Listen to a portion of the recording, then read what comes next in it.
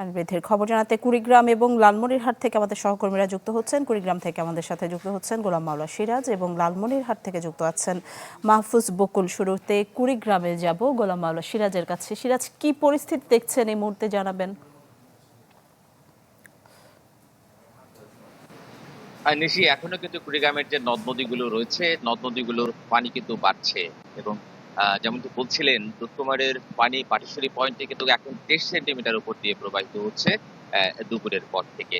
এবং তিস্তার পানি কিন্তু খুব কাছাকাছি চলে আসছে বিপদ সীমার। আমি যদি আপনাকে একটু দেখাই, আমরা সকালে বলেছিলাম যে দুধকুমারের পশ্চিম তীরে একটি বাঁধে উপর দিয়ে, অর্থাৎ বাঁধ উঠছে, পানি যাচ্ছে লোকালয়ে এবং এখানে আশপাশের কয়েকটি গ্রামে ইতোমধ্যেই পানি পৌঁছে গেছে, যদিও এখন পর্যন্ত আসলে সেভাবে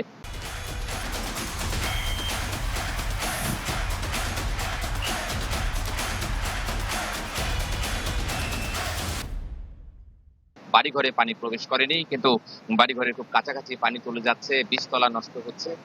তো কিছুক্ষণ আগে কিন্তু এই এলাকায় আসছিলেন কুড়িগ্রামের যে পানি উন্নয়ন বোর্ডের নির্বাহী প্রকৌশলী আছেন, তিনি এসে কিন্তু জনগণের তোপের মুখে পড়েছেন। কারণ এই যে বাঁধটা, এই বাঁধটা প্রথমত নিচু হওয়ার কারণে তার উপর দিয়ে পানি যাচ্ছে এবং তার পাশেই কিন্তু আরেকটি বাঁধ হওয়ার কথা ছিল, যেটা আমরা দেখাতে পারছি। এটি হচ্ছে যে বন্যা নিয়ন্ত্রণ বাঁধ আর কি। এই বাঁধটার কাজ শেষ না করার ফলে কিন্তু মূলত এই বাঁধ দিয়ে পানিটা ভিতরে ঢুকছে। ফলে এখানকার লোকজন কিন্তু আসলে এখানে যখন পানি উন্নয়ন বোর্ডের লোকজন আসছিল, তাদের সঙ্গে কথা বলছিলেন কেন বাঁধটি আসলে শেষ হলো না, যদিও অনেক আগেই এই বাঁধটি হবার কথা ছিল।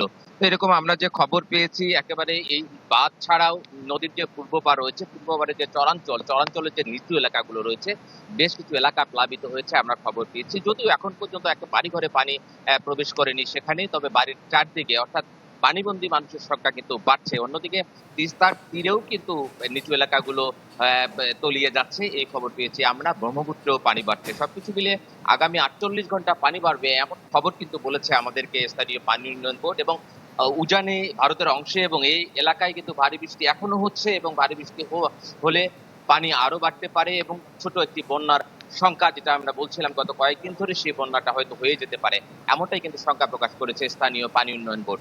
নিশি। সিরাজ, আপনাকে ধন্যবাদ। এই মুহূর্তে আমরা বকুলের কাছে যাব। বকুল, পানি উন্নয়ন বোর্ড কি বলছে, আর যে 10টি গ্রাম প্লাবিত হয়েছে সেগুলোর কি অবস্থা এখন সবশেষ জানাবেন?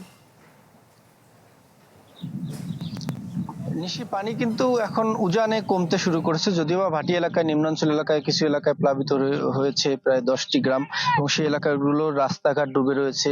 আমরা যে এলাকার এখন অবস্থান করছি, এটি হচ্ছে মহিষকুচা আদিতমারি উপজেলা গোবর্ধন এলাকা। এখানে কিন্তু 6টি শিক্ষা প্রতিষ্ঠানের রাস্তাঘাটে পানি উঠেছে, যার কারণে শিক্ষার্থীরা যেতে পারেনি, পাঠদান কার্যক্রম বন্ধ রয়েছে। এবং পাউবো বলছে যে পাউবো বন্যা এবং যেগুলোতে আসলে ভাঙন প্রবণ সেই এলাকাগুলো তারা নজরদারি করছে এবং তাদের প্রস্তুতি রয়েছে। তবে আমরা সকাল থেকে ঘুরে দেখছিলাম এলাকাগুলোতে প্লাবিত, সেখানে আসলে দুর্ভোগের চিত্র ফুটে উঠেছে।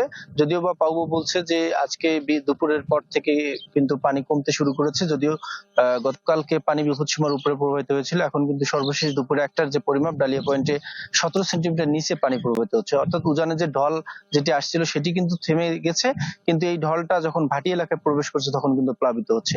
আজকে হয়তো রাত 12টা বা গভীর রাত নাগাদ এই যে এলাকায় আমরা রয়েছি, লালমনিরহাটের আদিতমারি সদর, কালীগঞ্জ উপজেলায় যে পানির চাপটা ছিল, এটি হয়তো বা গভীর রাতের দিকে কুড়িগ্রাম, গাইবান্ধা এই এলাকায় প্রবেশ করবে, তখন ওই এলাকাগুলো আসলে বন্যার প্রকোপটা আরো বাড়বে।